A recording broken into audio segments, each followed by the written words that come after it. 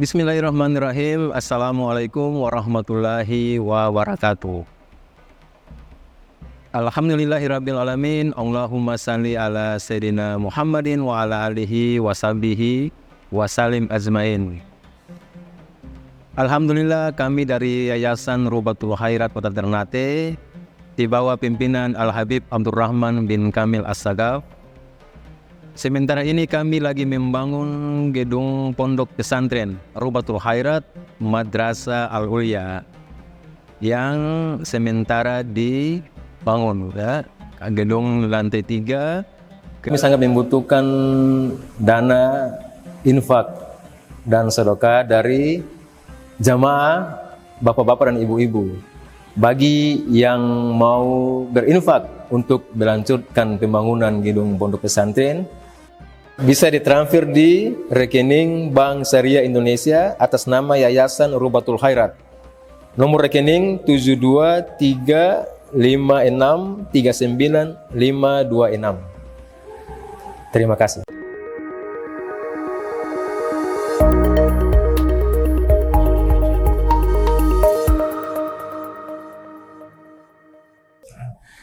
Di pertemuan kali ini kita bahas juga sekelompok kaum muslimun. Saya sebutkan muslim sekalipun belum di zaman Nabi, dia di zaman setelah Nabi Isa. Tapi ya, ajaran para nabi sebagaimana terminologi yang dijelaskan oleh Dr. Said Ramdan Al-Buti dalam kitab Fiqh Sirah. Beliau mengatakan bahwa semua para nabi itu membawa ajaran Islam. Semua para nabi membawa ajaran Islam. Tidak ada yang berbeda. Masalah usulnya sama semua. Nah, kisah ini terkenal dengan Ashabul Ukhdud di surat Al-Buruj. Di situ kisah juga gimana sekelompok masyarakat muslim dipaksa murtad, tapi semuanya memilih mempertahankan agamanya sekalipun nyawa menjadi taruhannya. Saya baca di satu kitab yang terkenal di kalangan para ulama, kitab sejarah berjudul Al-Kamil Fit Tarikh, atau nama lainnya Tarikh Ibnul Athir.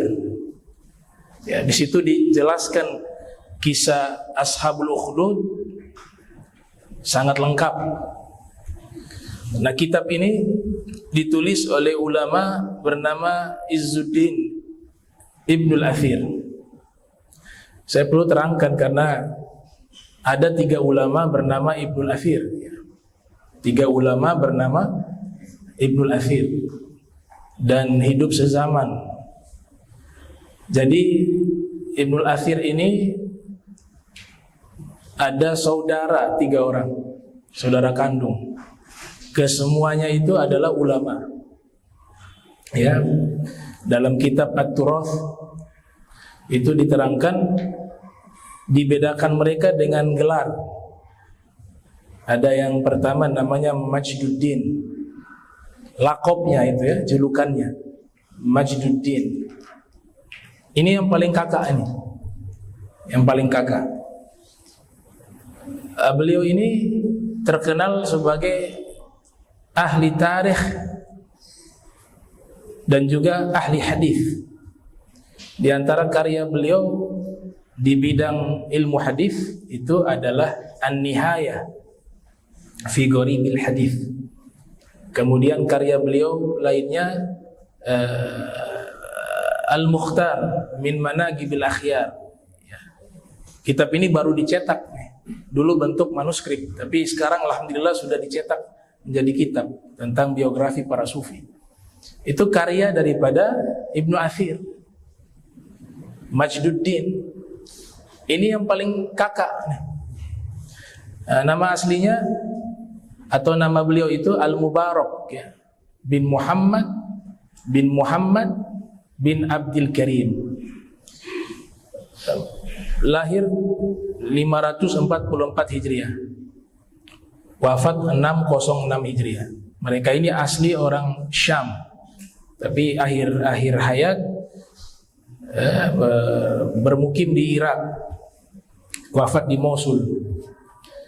Al-Athir julukan ya, julukan dari kakek beliau yang pejabat. Al-Athir artinya orang yang berpengaruh terhadap pemerintahan di zaman itu, di masa Ad-Daulah Az-Zankiyah. Maka diberikan gelar laqab dengan sebutan Ibnul Athir. Itu orang yang berpengaruh di dalam pemerintahan. Ini yang masyhur nih, terkenal. Punya adik beliau bernama Izzuddin. Ya, Izzuddin namanya Ali bin Muhammad ibn Abdul Karim. Kalau adiknya ini lebih pakar di bidang sejarah. Yang tadi saya sebutkan kitabnya Al-Kamil Fit Tarikh, itu adiknya yang nulis. Ya, Izzuddin Ali bin Muhammad bin Abdul Karim. Beliau lahir tahun 555 Hijriah. Wafat 630 Hijriah. Memiliki adik yang paling bungsu di antara tiga ulama ini, yaitu diberikan laqab Diyauddin, ya, cahaya agama. Kalau yang kakaknya tadi Izzuddin, kemuliaan agama Islam. Adiknya cahaya agama Islam. Kakaknya keagungan agama Islam, Majdu. Majdu artinya keagungan. Majduddin, keagungan agama Islam. Adiknya ini dijuluki juga Ibnul Athir Al-Katib, ahli sastra. Ya, pakar di bidang sastra. Menulis kitab berjudul Kifayatut Talib fi Naqdi Kalami Syairi wal Katib. Ini kelahiran tahun 558. Wafat pada tahun 637 Hijriah. Namanya adalah Nasrullah bin Muhammad bin Abdul Karim. Semua ini disebut Ibnul Athir di dalam kitab-kitab Turath. Cuma membedakan gelar dan nama. Dan saudara kandung dan menjadi ulama yang sangat populer di kalangan ulama ketika membahas tentang sejarah. Itu kitab Al-Kamil Fit Tarikh itu, atau Tarikh Ibn Athir. Juga dalam kitab hadis, ya, pembahasan ilmu hadis, ilmu Gharibil Hadis, An-Nihaya fi Gharibil Hadis, itu kitab yang populer di kalangan para ulama hadis. Al-Kamil terkenal di kalangan para ulama ahli sejarah. Kemudian Kifayatut Talib terkenal di kalangan para ulama ahli sastra Arab. Itu perlu kita kenali, ya, karena banyak ulama juga yang namanya mirip. Imam Syatibi juga ada banyak, Suhrawardi juga ada beberapa orang, dan seterusnya. Itu saya ada buat catatan khusus terkait ulama-ulama yang memiliki nama yang sama, karena ini memang kadang-kadang menjadi problem, salah membahas, ya. Misalnya bilang Imam Busiri adalah ahli hadis nih, ada enggak? Imam Busiri ada yang ahli hadis, ada yang bukan ahli hadis tapi ahli syair, yang mengarang burdah. Kalau disebut Imam Busiri yang ahli hadis, itu orangnya berbeda. Ya, berbeda. Walaupun secara tulisan di dalam kitab-kitab Turath itu disebut dengan Al-Imam Al-Busiri. Dan ini banyak sekali ulama yang mirip nama-namanya itu. Saya baca di kitabnya beliau tentang kisah Ashabul Ukhdud, orang-orang yang ada di parit. Ya, mereka dibakar hidup-hidup di dalam parit tersebut. Jadi sebelum kita bahas Ashabul Ukhdud, ini peristiwanya terjadi di Najran, di Yaman. Najran ini disebutkan oleh Ibnul Athir, kanu ya'buduna al-awthan. Sebelum datangnya ajaran Islam yang dibawa oleh pengikut Nabi Isa, mereka itu adalah komunitas masyarakat yang menganut paham menyembah patung-patung berhala. Orang-orang musyrikun. Riwayat kedua, mereka adalah penganut paham Yahudi. Riwayat ketiga menggabungkan dua riwayat. Ya, Yahudi waktu itu dan sampai kini juga ada firqah-firqahnya yang memang menyembah kepada patung-patung, sehingga disebut musyrikun. Ya. Lam yakunil ladzina min ahlil kitabi wal musyrikina. Digandengkan dengan orang musyrik, ahli kitab dan orang-orang musyrik. Itu disebut orang kafir. Kenapa digandengkan? Karena ada firqah mereka itu menyembah berhala. Ya, sudah diselewengkan ajaran asli agamanya dari nabi-nabi terdahulu.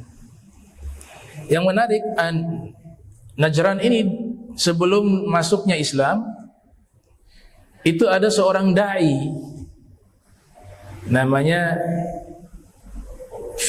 Femion namanya. Femion kata Ibnu Athir.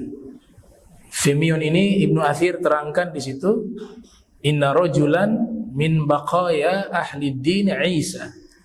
Beliau adalah seorang yang sisa-sisa orang-orang yang meneruskan ajaran agama Nabi Isa. Jadi hidupnya ini setelah wafatnya Nabi Isa. Ya.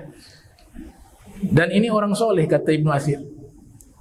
Femion ini orang soleh. Kana rajulan solehan, mujtahidan, zahidan, fid dunya, mujaba da'wah, wa kana sa'ihan la ya'rifu gariyah illa kharaja minha ila gairiha, wa kana la ya'kulu illa min kasbi yadih, wa kana ya'malu at-tin. Nah, itu keterangan dari Ibnu Athir. Ibnu Athir mengatakan Femion ini adalah orang-orang yang melaksanakan atau menyebarkan agama yang dibawa oleh Nabi Isa, dalam tanda kutip yang masih asli, ya, masih original. Dan beliau adalah rajulan solehan, seorang laki-laki yang soleh, mujtahidan, bersungguh-sungguh di dalam ibadah, ya, mujtahidan, zahidan fid dunya, orang yang sangat zuhud terhadap dunia, mujabad dakwah, ya, mustajab doanya, mujabad dakwah. Wa kana sa'ihan la ya'rifu bi qaryatin illa kharaja minha ila ghairiha. Dan beliau adalah seorang pengembara, nomaden, tidak menetap di satu tempat, suka berpindah-pindah tempat. Ya, menetap sementara pindah lagi, sementara pindah lagi. Wa kana la ya'kulu illa min kasbi yadihi. Dan beliau itu memakan sesuatu hasil dari kerjanya, dari tangannya sendiri, hasil kerja sendiri. Kemudian dilanjutkan oleh Ibnu Athir, nah, wa kana ya'malu tin. Beliau menafkahi diri beliau dengan membuat apa? Tanah liat jadi, ya, apa namanya? Tempat minum itu. Kendi. Ya, atin itu kan tanah liat. Kana ya'malu atin, artinya beliau membuat kendi dari tanah liat itu, tempat-tempat minum itu, kemudian dijual. Dari hasil itulah beliau menafkahi hidup beliau. Tadi satu ketika beliau ini pindah ke Syam. Nah, di sini Syam kan besar tuh. Palestina juga Syam. Libanon juga Syam. Suriah juga Syam. Jordania juga Syam. Maka keyakinan kami, ya, beliau dari Palestina kalau zaman sekarang. Ya. Zaman sekarang ini Palestina. Dan ini seorang wali min auliyaillah, asal Palestina. Ya. Sampai di Syam, entah apa di Suriah atau di Libanon, beliau tinggal sementara di situ. Amalan beliau itu sholat biasa. Kana yusolli bin nahar ilal masa. Sholatnya itu dari siang sampai sore. Ya, sholat. Kemudian ada seorang bernama Soleh yang tinggal di Syam. Dia melihat wajah daripada Femion itu, Femion ya namanya, langsung hatinya tertarik. Ini wajah orang-orang yang baik, yang soleh. Nabi katakan dalam hadis, kadang-kadang orang-orang ahlun nur itu tanpa berkata-kata, cukup melihat wajah mereka, orang langsung berubah menjadi baik. Ala unabbiukum bi khiyarikum. Nabi katakan dalam hadis, mau aku kabarkan pada kalian orang terbaik di antara kalian. Qalu bala ya Rasulullah. Para sahabat mengatakan, iya ya Rasulullah. Qala Nabi khiyarukumul ladzina idza ru'u dzukirallah.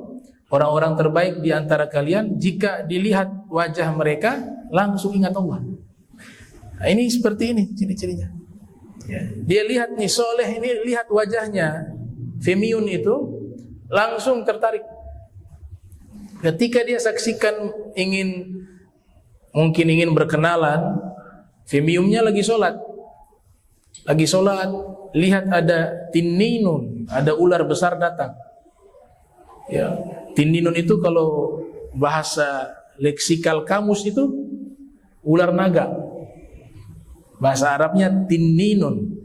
Nah, di dalam kitab Al-Kamil itu sebut ularnya tinninun.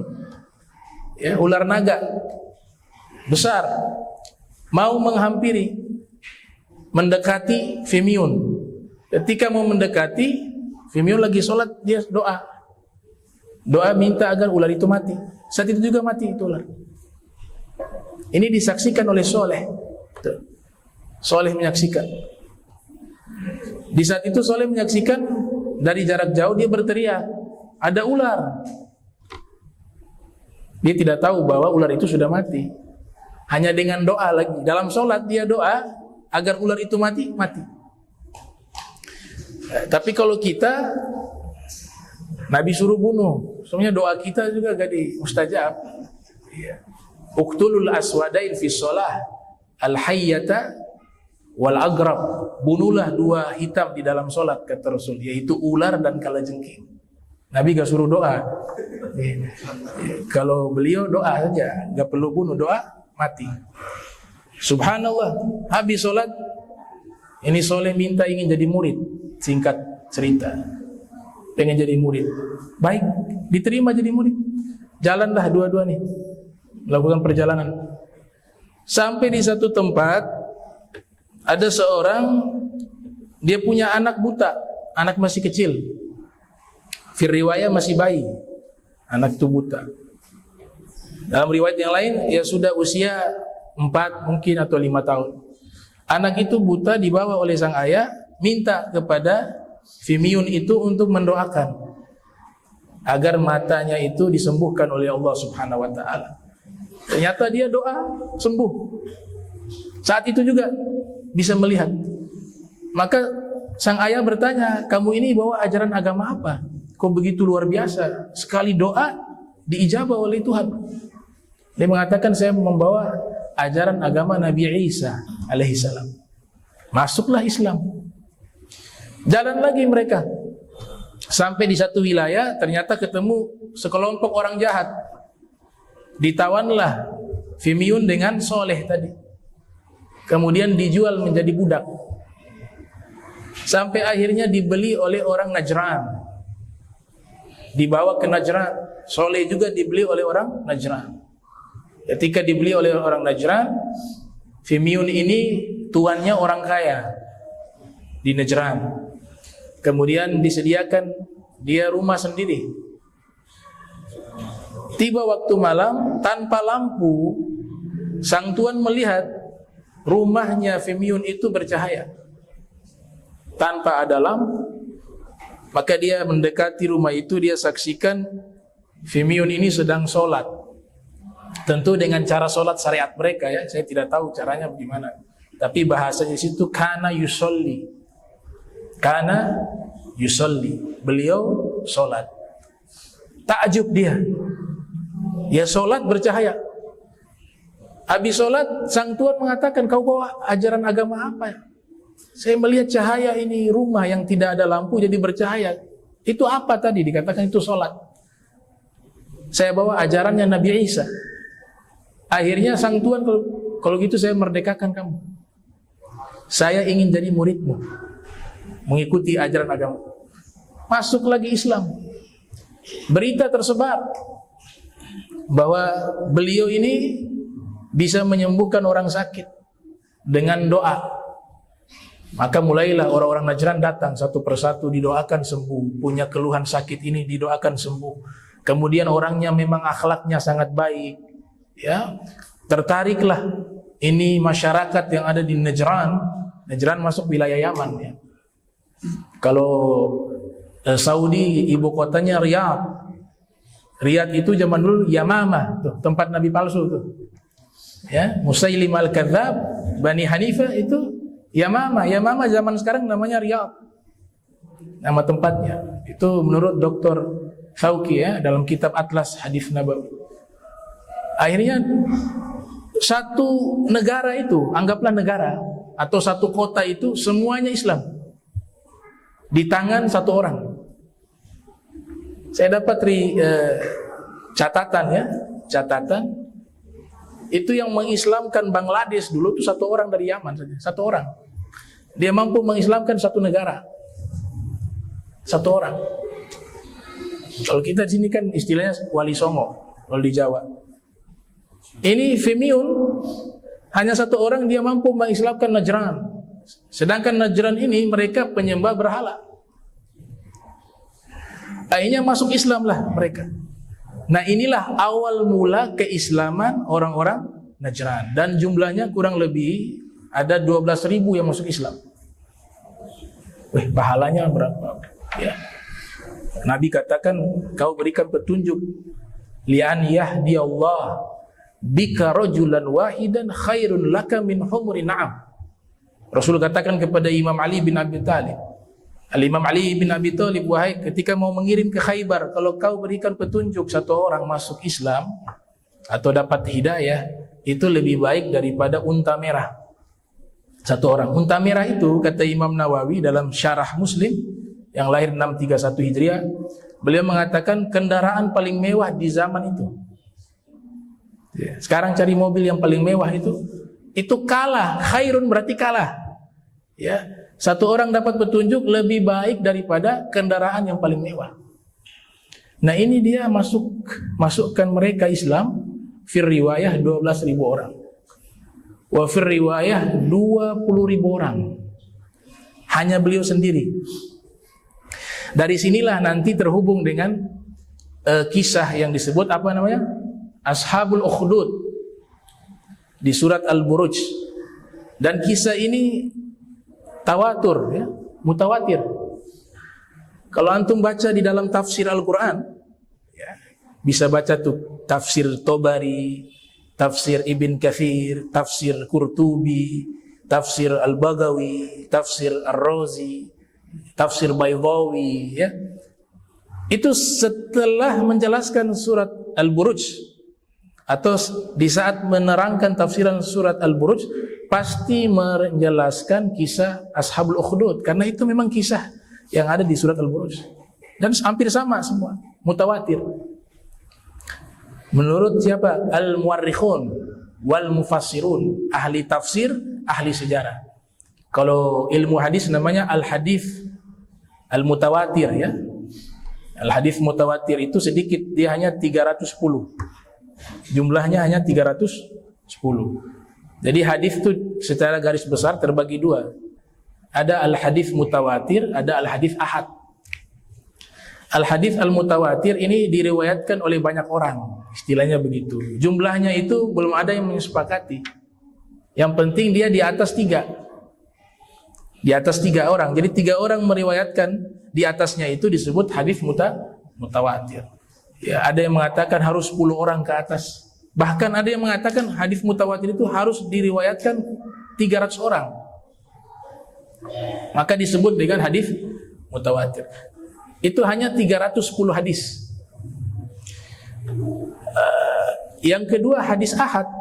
Hadis ahad ini yang paling banyak. Hadis ahad dibagi 3, al-hadis al-gharib, al-hadis al-masyhur, al-hadis al-aziz. Yaitu dalam ilmu mustalah al-hadis dijelaskan. Itu jumlahnya berapa? Belum ada yang mensepakati jumlahnya berapa. Tapi sudah dihitung oleh ulama. Mereka coba mengumpulkan 40 saja, 40 kitab hadis. Mulai dari kitab Al-Jawami' Ada Jami' Sahih Bukhari, Jami' Sahih Muslim, Jami' apa lagi? Tirmidzi. Mereka kumpulkan kitab As-Sunan, ya, Sunan Abi Daud, Sunan Ibn Majah, Sunan An-Nasa'i, As-Sunan Al-Kubra lil Baihaqi. Mengumpulkan juga kitab Jam'ul Jawami, As-Suyuti di situ. Al-Imam Al-Munawi, kitab Ma'ajim, ya, Al-Mu'jam Al-Kabir, Wal-Awsat, Wal-Sagir, At-Tabrani, Al-Mustakhrajat, kitab-kitab Al-Mustakhrajat dikumpulkan semua. Al-Atraf, ya, kitab hadis juga Al-Atraf dikumpulkan. Jadi dapat misalnya 40. Ini masih sedikit nih, masih banyak lagi kitab hadis. Ada Musannafat, ya. Kitab Musannafat banyak, Abdul Razak Sun'ani, sama Ibnu Abi Syaibah. Kitab Musnad Imam Ahmad bin Hanbal, Masanid. Musnad Imam Syafi'i juga ada. Musnad yang ini jarang dipublikasikan. Musnad Imam Syafi'i. Ada Musnad Abi Ya'la Al-Musili, ada Musnad Abi Daud At-Tayalisi. Al-Muwatta'at juga banyak, bukan hanya Muwatta' Imam Malik saja. Ada Ibnu Juraij juga, Sufyan ibn Uyainah. Ini kitab hadis semua nih. Jadi ada yang ulama hadis, dia coba kumpulkan, hitung berapa hadis. Dia ambil 40 kitab hadis saja, 40 saja. Ya, yang sisanya masih banyak. Ternyata hanya hadis yang terdapat 40 kitab hadis, mulai dari Kutubus Sittah juga, itu hanya 200.000 lebih. Masih 200.000 lebih. Yang menariknya, Imam Ahmad bin Hanbal mengatakan, orang yang ingin mencapai level mujtahid mutlak, selevel dengan Imam Syafi'i misalnya, selevel dengan Abu Hanifah, selevel dengan Imam Ahmad atau Imam Malik. Kata Imam Ahmad, paling minimal hafal 500.000 hadis, baru bisa jadi mujtahid mutlak. Kalau Sahih Bukhari baru hafal saja, itu baru mencapai sekitar 7.000 hadis. Itu pun ada hadis yang diulang-ulang. Ya. Antum bisa bayangkan, 40 kitab hadis kita hafal baru dapat 200.000. Terus kita, maksudnya membandingkan diri kita dengan mereka sangat jauh. Ya. Arba'in Nawawi saja belum tuntas. Ya, Mukhtarul Hadis, Syifa'us Saqim. Ya. Baru begitu sudah pukul dada, sudah merasa muhaddis dan hafiz. Ini 500.000 hadis, 40 kitab baru dapat 200.000. Tuh. Nah, dari sinilah ulama coba menerka hadis Rasul kalau dijumlahkan semua kurang lebih itu 1 juta lebih. 1 juta lebih. Dari mana mereka simpulkan? Karena memang ada beberapa tokoh ulama hadis yang mereka mampu menghafal hadis terbanyak itu 1 juta. Siapa diantaranya? Imam Ahmad bin Hanbal itu hafal 1 juta hadis. Imam Bukhari juga fir riwayah 1 juta hadis. Gitu. Ada juga di Malang, ya, Profesor Dr. Habib Abdullah bin Abdul Qadir Balfaqih itu mengatakan 1 juta hadis. Ada yang mengatakan lebih dari itu. Berarti hadis Nabi itu kita bisa simpulkan itu jumlahnya 1 juta lebih. Kalau hadis mutawatir 310. Hadis keseluruhan 1 juta lebih. Hadis qudsi lebih sedikit lagi. Hadis qudsi diteliti oleh Imam Al-Munawi dalam kitab Al-Ithaf As-Saniyah bil Ahadisil Qudsiyah. Beliau mengatakan hadis qudsi itu jumlahnya 272. Sedikit. Imam Ghazali punya kitab juga tentang hadis qudsi. Di situ disimpulkan ada 100 hadis qudsi. Jadi hadis yang paling terbanyak hadis ahad. Dan alhamdulillah ini sudah dibuat dalam kitab-kitab tersendiri, ya. Ada yang membahas hadis mutawatir khusus. Itu karangan dari Syekh Syekh Muhammad bin Ja'far Al-Kattani, menulis kitab Nazmu Al-Mutanafir Minal Hadith Al-Mutawatir. Itu membahas hadis mutawatir. Kemudian hadis qudsi ditulis tadi oleh Imam Al-Munawi, Al-Ithaf As-Saniyah bil Ahadits Al-Qudsiyah. Nah, ini beberapa penjelasan terkait masalah riwayat mutawatir, ya. Jadi riwayat mutawatir ada yang dalam bidang hadis, ada juga dalam sejarah, Ya, kalau sudah termuat dalam kitab secara umum, para ulama selalu membahas kisah itu, maka ini kisah disebut juga kisah yang tawatur, ya, yang mutawatir. Nah, Ashabul Ukhdud itu di surat Al-Buruj dimulai dengan qutila ashabul ukhdud. Qutila ashabul ukhdud. Jadi Ibn Abbas mengatakan ada penguasa di wilayah Najran tadi. Dia marah karena sudah banyak masyarakatnya menganut agama yang dibawa oleh Fimyun tadi, agamanya Nabi Isa. Sedangkan dia dalam satu riwayat sama kayak Fir'aun, dan beda-beda tipis. Ya, ngaku sebagai Tuhan juga. Ya, wa fir riwayah penyembah berhala. Maka marahlah dia nih. Ini orang namanya Dzunuwas bin Sarhabil, ya, penguasanya itu di Himyar, wilayah Yaman juga. Dialah yang memaksa mereka murtad. Masyarakat yang ada waktu itu yang sudah memeluk agama Nabi Isa alaihissalam. Dikasih dua pilihan. Kalau tidak murtad, nanti dibakar, dibuat parit yang begitu besar, dan mereka dikumpulkan di dalam parit itu dan dibakar hidup-hidup. Ini yang hebatnya nih. Walaupun dalam keadaan dipaksa untuk murtad, tidak ada satupun yang keluar dari agama mereka. Mereka memilih untuk mati. Berapa jumlahnya? 2.000 orang. Satu riwayat 12.000, riwayat yang lain 20.000. Bukan 2.000, 20.000. 12.000 atau 20.000. Maka disitulah Allah Ta'ala mengabarkan cerita ini. Dimulai dengan qutila ashabul ukhdud, dibunuh, ya, orang-orang yang ada di dalam parit tersebut. Jumlahnya 20.000. Ketika sudah dikumpulkan, mereka, ya, digali itu parit, dimasukkan ke dalam, kemudian dimulai kumpulkan kayu bakar itu, dimasukkan ke dalam. Imam Kalbi mengatakan setelah itu mereka dibakar, mati semuanya, wafat semuanya. Ada raja Arbat atau Aryad minal Yaman, ada penguasa lain yang mendengar kabar itu marah. Nah, penguasa ini dia memiliki perangai yang baik. Diseranglah ini Dzunuwas, lari dia dari Yaman, lewat lautan, tenggelam, mati.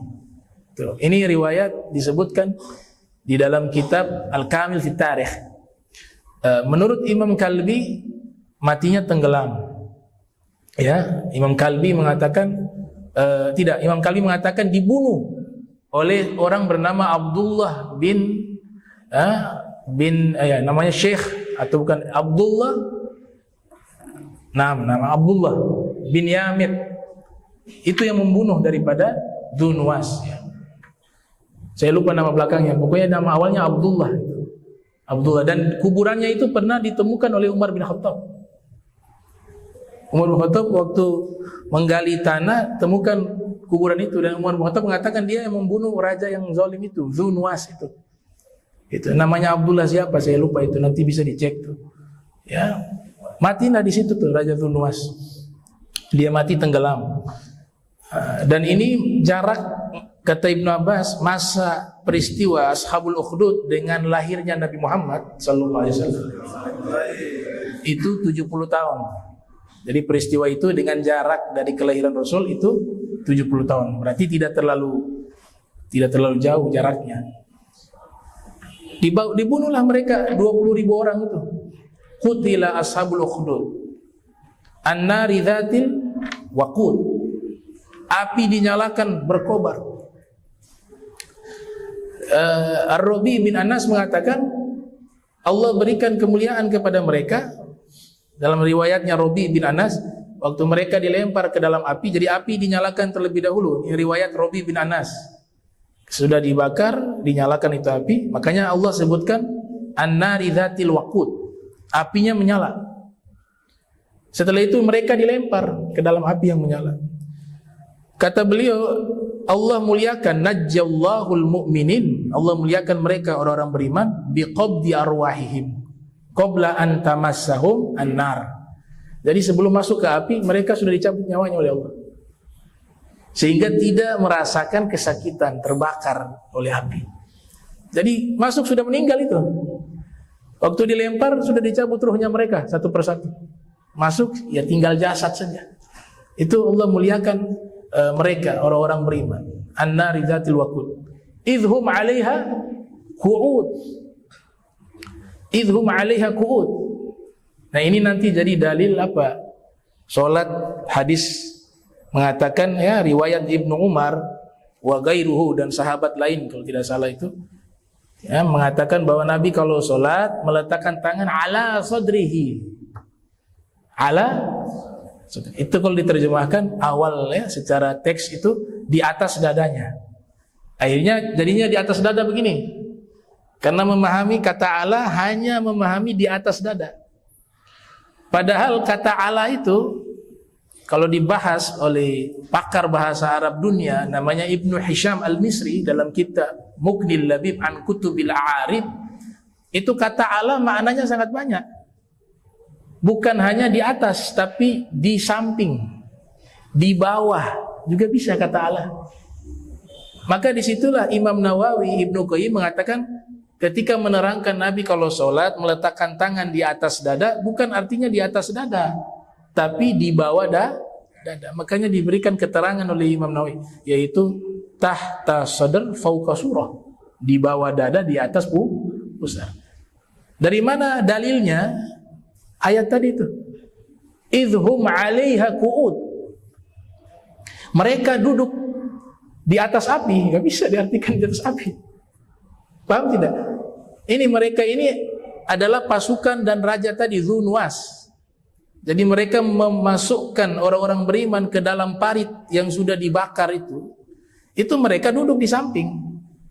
Kata Allah di situ bukan di atas api, tapi di samping api. Itu berarti kata Allah di sini yang menjelaskan Nabi meletakkan tangan di atas dada itu bukan di atas dada, tapi di bawah dada. Karena dia punya arti bukan hanya di atas, bisa di bawah, bisa di samping. Kalau di samping ayat tadi itu, idhum 'alaiha, mereka duduk di samping kobaran api tersebut.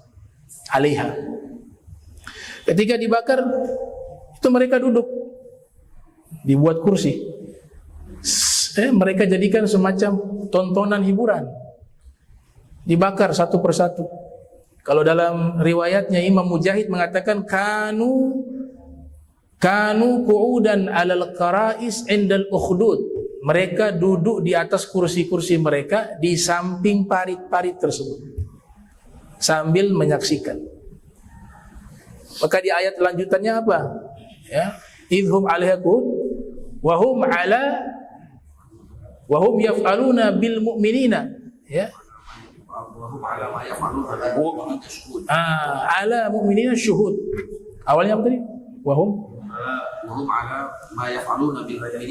ala ma yaf'aluna bil mu'minina syuhud. Jadi mereka itu melakukan itu kepada orang-orang beriman, mereka saksikan, syuhud, nonton di atas kursi mereka. Ya, 70 orang dilempar, ganti lagi 70 orang. Kata Imam Mujahid atau dalam tafsir Tobari itu, setiap 70 orang diantri loncat, suruh loncat lagi 70 orang, dilempar sama mereka sampai terbunuh 20.000 orang. Ya, dalam riwayat yang lain 12.000 orang. Setelah itu Allah Ta'ala melanjutkan kisahnya itu, ya, mengatakan apa tuh? Wa ma naqamu minhum illa yu'minuna billahi azizil hamid. Yang mereka aniaya ini orang-orang beriman, kesalahan hanya satu. Apa itu? Mereka beriman kepada Allah. Karena mereka beriman, maka dibunuh oleh raja zalim ini. Yang hebatnya tidak ada satupun yang murtad. Mereka memilih untuk mati dibakar. Bahkan dalam kisah hadis panjang tuh, itu nanti pertemuan berikut. Itu ada bayi juga ikut dibakar, ibunya takut. Kata bayi, wahai ibu, loncat saja, gak apa-apa. Sesungguhnya kamu di atas kebenaran, tidak perlu takut. Gitu. Dan sesungguhnya azab di neraka lebih berat daripada azab di dunia ini. Masuklah dia. Ini ucapan sama persis dengan apa yang diucapkan oleh anak bayinya Masyito yang kita bahas di pertemuan lalu. Gitu. Famanaka mu'minu illa yu'minu billahi azil hamid. Innal ladzina fatanul mu'minin wal mu'minat thumma lam yatub falahum azabu jahannam walahum azabul harim. Nah, mereka yang menganiaya orang beriman, mereka itu Raja Zunwas dengan pasukannya itu menganiaya orang beriman, laki-laki maupun perempuan. Nah, jelas nih ayat menerangkan yang syahid dan yang terbunuh, terbakar itu ada yang laki-laki, ada yang perempuan. Makanya Allah sebutkan mukminin wa mukminat. Tsumma lam yatub. Kemudian mereka yang melakukan kejahatan tersebut tidak bertobat, Allah balas dengan ganjaran yang sama. Falahum azabu jahannam. Kemudian Allah tambah lagi, walahum azabul harik. Bagi mereka dapat nanti azab neraka jahanam. Balasannya mereka mendapatkan azab neraka jahanam, dan bagi mereka juga mendapatkan azab al-harik, yaitu dibakar. Padahal kan di neraka jahanam itu kan sudah dibakar. Tapi Allah ingin menyampaikan bahwa kisos itu berlaku juga. Kalian membunuh orang dengan dibakar, ya, orang-orang beriman, saya juga akan balas dengan setimpal dan bahkan juga lebih. Tuh. Kalau mazhab Syafi'i itu sebenarnya kalau hukum kisos itu, saya baca di kitab Rawaihul Bayan di tafsir ayatil ahkam, itu harus sama dengan apa yang dilakukan ketika membunuh. Kalau kita, bukan kita ya, misalnya adalah orang dia membunuh seseorang dengan mencekik, kisosnya juga mencekik. Dia membunuh orang dengan membakar hidup-hidup, kisosnya juga harus sama, bakar hidup-hidup. Mutilasi juga dia. Itu kisos dalam mazhab Syafi'i. Kalau pakai pedang dengan apa itu Hanafi. Ya. Sekarang dikembangkan kan pakai macam-macam lah. Pakai pistol juga, ya, senjata. Ada yang suntik, ada yang pakai listrik gitu. Tapi kalau mazhab Syafi'i kisos itu setimpal dia. Nah, akhirnya sudah terbunuh mereka. Dan orang-orang yang melakukan kejahatan itu dibalas oleh Allah Ta'ala. Allah kasih kabar gembira kepada orang beriman yang wafat, dibakar. Kata Allah Ta'ala, innal ladzina amanu wa amilus solihati lahum jannatun tajri min tahtihal anhar dzalika fauzul kabir. Adapun orang-orang beriman yang wafat dibakar itu, ya, mereka itu akan mendapatkan surga yang Allah sediakan, yang mengalir sungai-sungai di bawahnya. Dzalikal fauzul kabir. Kata Allah Ta'ala, mereka sudah meraih kesuksesan yang paling besar.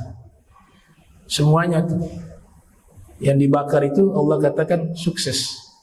Nah, ini kisah yang disebutkan di dalam surat Al-Buruj, kisah Ashabil Ukhdud. Ada riwayat yang berbeda juga dalam hadis, ya. Kalau dalam hadis itu lebih panjang tuh. Itu nanti pertemuan berikut saya coba menjelaskan. Dalam hadis itu kisahnya agak sedikit berbeda, penjelasan tentang Ashabul Ukhdud dengan apa yang ada di dalam kitab tafsir. Ada ulama yang mengkompromikan dua riwayat itu, ya. Jadi riwayat ini tidak bertentangan, cuma ceritanya itu punya kisah yang berbeda. Jadi ada dua orang yang menyampaikan ajaran Islam. Ada Fimyun tadi dan ada satu orang pemuda. Itu. Ini yang menggabungkan riwayat. Itu. Nah, dari sini kita bisa simpulkan bahwa al-ikrah. Ada juga orang-orang yang ketika dipaksa untuk murtad, mereka tidak mau. Sekalipun nyawa itu dikorbankan. Saya ambil ilustrasi yang sebelumnya. Dia terpaksa daripada dibunuh, dia mengatakan sudah saya ikut agama kalian. Itu juga tidak mengapa, dengan catatan wa qalbuhu mutmainnun bil iman. Hatinya itu tidak mengiktikadkan itu, tetap iman, cuma lidah saja karena untuk menyelamatkan diri. Nah, dalam syariat itu dibolehkan itu. Jadi paksaan yang model begini masih dibolehkan. Dipaksa, kau tidak minum khamar saya bunuh. Terpaksa dia minum. Ini syariat masih memperbolehkan. Nah, hebatnya Imam Syafi'i itu menjelaskan bab al-ikrah itu sangat luas. Ya, Imam Syafi'i ini membahas di dalam kitab Ar-Risalah, ada kaidah tuh yang disebut ad-daruratu tubihul mahdzurat. Dalam keadaan darurat kadang-kadang membolehkan hal yang sebelumnya dilarang. Imam Syafi'i orang pertama yang menyusun ilmu usul fikih, ya. Awwalu man allafahu fil kutubi Muhammad bin Syafi'i al-Mutallibi. Orang pertama yang menyusun tentang usul fikih adalah Muhammad ibn Syafi'i. Sebenarnya Muhammad bin Idris. Cuma di situ karena bab syair, ya, di dalam kitab Maraqiyus Su'ud karya Syekh Abdullah, ya, Asy-Syinkiti, ya, Syekh Asy-Syinkiti, Abdullah bin Ibrahim Asy-Syinkiti mengatakan orang pertama yang menyusun kitab tentang ilmu usul fikih adalah Muhammad bin Syafi'. Gitu. Muhammad bin Idris, tapi di situ karena nazam jadi dipakai kakeknya. Dari kakek buyutnya itu, kakek buyut namanya Syafi', makanya namanya Asy-Syafi'i. Imam Syafi'i membahas bab ikrah luar biasa di situ. Jadi beliau mengatakan dalil kaidah usul fikih atau qawaid fiqhiyah yang mengatakan keadaan darurat membolehkan hal yang diharamkan sebelumnya itu Al-Quran di surat Al-An'am itu ayat 119 itu. Illa ma itturirtum ilaihi, dibolehkan ketika dalam keadaan sangat terdesak, sesuatu yang sebelumnya haram menjadi boleh pada waktu itu biqadril hajah, seukuran hajat. Di dalam hadis juga dikatakan la darar wa la dirar. Nabi mengatakan, Al-Habib Abdurrahman bin Ahmad As-Sagaf Sayyidul Walid yang kita baca tawasulnya tadi, itu beliau memberikan tafsiran la darar wa la dirar, artinya la tadurra nafsak wa la tadurra ghairak. Jangan kamu membahayakan dirimu dan jangan kamu membahayakan orang lain. Itu dua-duanya dilarang. Tapi kalau darurat, gak ada pilihan lagi, nyawa taruhannya, dipaksa melakukan hal-hal yang haram. Di situ dirinci oleh ulama, ada yang boleh, ada yang tidak boleh. Jadi bukan artinya semua yang darurat, sekalipun itu haram, boleh kita lakukan. Ini bahaya juga. Ya, makanya dirinci oleh Imam Syafi'i di situ. Dalam kitab Al-Um juga ada, ya, kitab Al-Um. Di situ dirinci dan ulama-ulama ahli fikih juga membahas secara khusus namanya bab al-ikrah. Bahkan ada satu disertasi, saya pernah baca itu disertasi, judulnya itu al-ikrah fil ahkami syariah. Ikrah, paksaan di dalam hukum syariat. Di situ beliau buat draft maksiat-maksiat yang ketika dipaksa dan tidak ada pilihan, membahayakan dirinya, bisa saja dibunuh. Disebutkan draft maksiat yang boleh dilakukan ini. Tapi di situ dikatakan kalau sudah tidak ada pilihan. Cuma di situ disampaikan ada dua hal yang darurat pun terboleh kita kerjakan. Ada dua hal. Sekalipun itu dipaksa, kita mau dibunuh, lebih baik memilih dibunuh daripada melakukan dua hal itu. Nah, ini dikecualikan oleh mereka nih, dua ini. Yang pertama apa? Dipaksa membunuh orang lain. Dan kamu kalau tidak bunuh dia, saya bunuh kamu. Itu dalam hukum syariat kita dilarang, walaupun itu darurat. Karena dosa membunuh orang itu jauh lebih besar. Sedangkan dia ketika dibunuh dianggap syahid.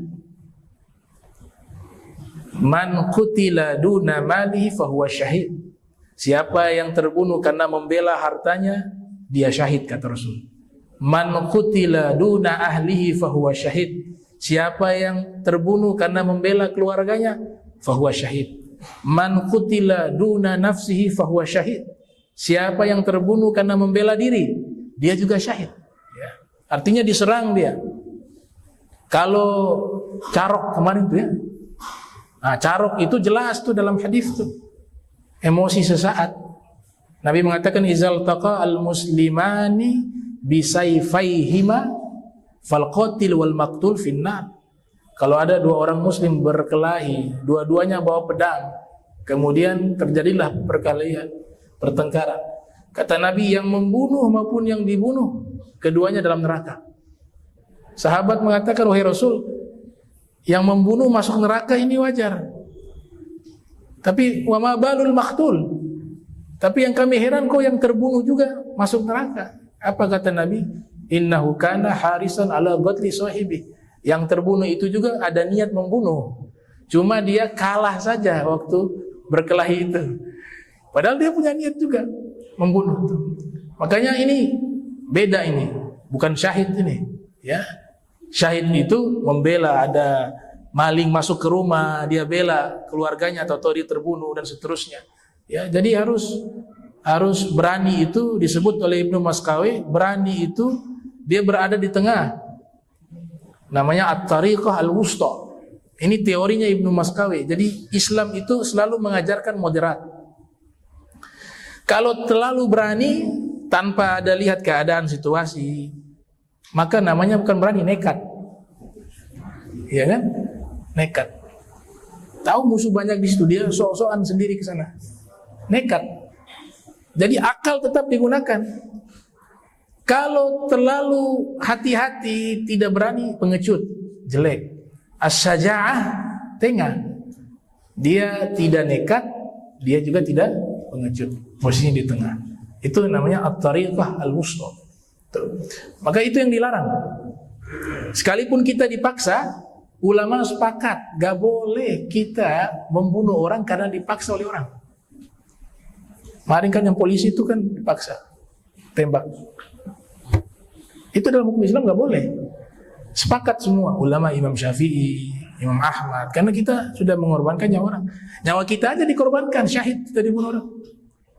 Kenapa orang lain harus kita bunuh sekalipun dipaksa? Ini dalam hukum syariat ya. Sepakat semua ulama. Khilafnya di kisos. Khilafnya di kisos. Kita tahu kan kalau bunuh orang kan kisos, hukuman mati juga. Nah, ulama berbeda pendapat, orang yang dipaksa membunuh orang apakah kena kisos atau tidak. Nah, di sini Imam Syafi'i mengatakan tidak kena kisos. Karena dia dipaksa. Yang kena kisos justru yang nyuruh. Yang nyuruh bunuh, sekalipun dia tidak membunuh secara langsung, tapi dia memaksa orang itu yang membunuh. Kata Imam Syafi'i, Imamuna Syafi'i rahimahullah mengatakan, orang yang menyuruh itulah yang dikisos. Dia ini diserahkan kepada hakim bagaimana hukum yang layak. Ini juga pendapat imam-imam yang lain.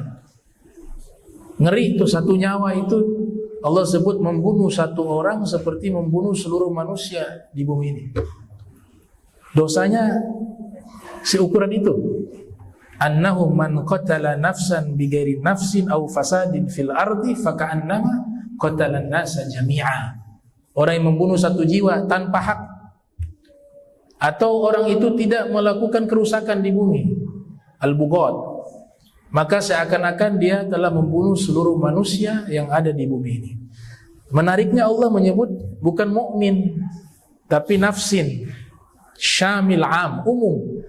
Jadi sekalipun itu orang kafir, kalau dia tidak ada hak bagi kita untuk membunuh dia, dosanya sama seperti kita membunuh semua manusia. Namanya kafir zimmi kalau dalam bahasa fikih. Yang kafir harbi yang memerangi kita, yaitu kondisi perang, membela diri. Tapi yang mereka damai, tidak ganggu orang Islam, apalagi tetangga, Allah menggunakan lafaz menghilangkan jiwa. Tidak mengspesifikasi jiwanya orang mukmin atau kafir. Jiwa siapapun itu kalau kita bunuh seperti kita membunuh seluruh manusia. Kita bunuh satu jiwa seperti membunuh seluruh manusia. Kita selamatkan satu jiwa sama seperti kita menyelamatkan seluruh jiwa manusia di muka bumi itu. Nah, ini yang paksaan yang tidak boleh nih. Ya, membunuh. Alasan apapun nggak boleh. Yang kedua, dipaksa berzina. Itu pun tidak boleh. Kamu, saya zina ya sama ini. Kalau dia saya bunuh. Kata ulama ini gak boleh. Sekalipun dipaksa. Nah, orang juga kadang-kadang gak dipaksa zina. Iya. Kenapa? Sampai dalam keadaan darurat begitu. minal kabair. Zina itu termasuk dosa yang sangat besar. Sangat besar, sampai dipaksa pun gak boleh dilakukan. Itu bisa bayangkan tuh. Itu ada tanbih, kata Fakhruddin Ar-Razi dalam kitab Mafatihul Ghaib yang lahir 544 Hijriah. Dipaksa berzina, kenapa dilarang? Tanbihan, peringatan dari Allah bahwa dosa ini sangat besar. Yang terjerumus, pintu tobat tetap terbuka. Ya, nggak perlu diumbar-umbar. Yang bahaya bangga dengan dosa. Nauzubillah min dzalik. Ya. Manusia mungkin ada yang terjerumus sekarang sudah mau jadi baik bertobat, terbuka pintu tobat itu. Dosa apapun dalam Al-Qur'an itu kan disebut Allah tidak mengampuni dosa syirik. Ya. Ini pemahamannya jangan dipahami orang yang sudah syirik kemudian mau tobat sudah gak bisa lagi. Jangan. Itu pembahasannya adalah apa? Dalam tafsir diterangkan meninggal dalam keadaan syirik. Meninggal dalam keadaan syirik, tidak sempat tobat, dosanya itu nanti tidak diampuni. Tapi kalau masih hidup, dia bertobat, dosa apapun itu, dia bertobat diampuni oleh Allah Subhanahu wa taala selama dia masih hidup. Kesempatan itu terbuka. Tuh. Wala taqrabu zina innahu kana fahishatan wa sa'a sabila, ya. Jadi dua pemaksaan ini yang dilarang dalam syariat. Itu dalam jurnal itu.